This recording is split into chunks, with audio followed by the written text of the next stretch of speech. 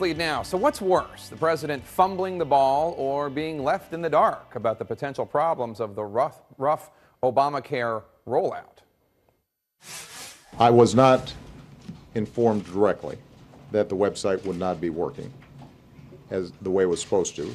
Had I been informed, I wouldn't be going out saying, boy, this is going to be great. You know, I'm accused of a lot of things, but I don't think I'm stupid enough to go around saying this is going to be like shopping on Amazon or Travelocity. Let's bring in our panel, former White House press secretary for the Clinton administration, Dee Dee Myers, and former CEO of Hewlett-Packard, Carly Fiorina. Thank you so much for being here. Dee Dee, explain this from a crisis communication standpoint and also from somebody who was in that building. The president saying, I didn't know that the website was going to be such a disaster. If I'd known, I wouldn't have been out there saying it's going to be like Travelocity. I think it's a great unanswered question. Who knew? You know, what did they know and when did they know it and why didn't it get communicated up to the top of the chain of command? You know, the White House was doing briefings in the days and weeks just before the rollout, before October 1st, and saying, yes, there are glitches. Those are being fixed. We're putting the information into the computer at night, you know, each evening as we get this information back, and it will be ready to go on D-Day, on October 1st, and clearly it wasn't. Why wasn't it is a question that I think will continue to be asked, as it was repeatedly in the briefing room today. So as a former CEO, if you had gone out there and said a product, a Hewlett-Packard product, was going to be outstanding, and it came out then, and it was not outstanding, let's just put it that way, and there were top aides of yours, the COO or the CFO, and they knew, but they didn't tell you, would you fire them? Yes, but it wouldn't have happened. And the reason I say that is because it is a chief executive's job to fight the isolation that surrounds every chief executive. It is a chief executive's job to make sure that they are informed. The problem, I think, with this line of I didn't know, one, it's a continuation of a pattern. I didn't know about the IRS targeting conservatives. I didn't know about the Justice Department targeting journalists. I didn't know the website was a problem. So you're left with only a couple explanations. Either he did know and he's not telling the truth, or he didn't bother to ask the right questions, which I believe is his job, or his staff knew and didn't tell him. That's not very heartwarming, or nobody knew and they're all incompetent. I mean, I just think it's a terrible explanation, and it has been a pattern of his to say when anything goes wrong, I didn't know.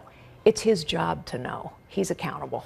Dee Dee, do you think what he did today, extending for 1 year all these potential cancellations, allowing them to be extended rather, and saying he didn't know, and speaking more, as Van Jones put it earlier today, more as a person who cares about these individuals as opposed to a lawyer looking for wiggle room as to his previous promise. Do you think this puts us to bed? Is it over now? No, but I do think it was a step in the right direction. I think it's better than it was. I think we'll see whether this fix will resolve the problem for enough people, how the Congress will react to it, whether they'll seek to make the changes permanent through either the House or Senate legislation, and whether either of those can pass and be signed. And then we'll look at whether this will help the problem. I think if there's a way to allow people, and it's unclear whether the insurance companies can make this work, to stay on their policies if they like them for a limited period of time is probably a doable thing, and it does help. It doesn't answer all the questions. It doesn't answer the questions about who knew what and when. But I think the president showed today that he is deeply concerned about this. He understands that they dropped the ball. He said multiple times, we fumbled it, it's on us, and it's on them to fix it. Carly, you and I have spoken before about the Republican obligation to come up with an alternative, and you've spoken strongly about it's not enough to tear something down. You have to have your own alternative. Republicans right now, what would you advise them to be doing? Well, first, I would advise them to stay in the game of fixing it, and I think that's what they're trying to do. I think Fred Upton's bill is a way of trying to fix it.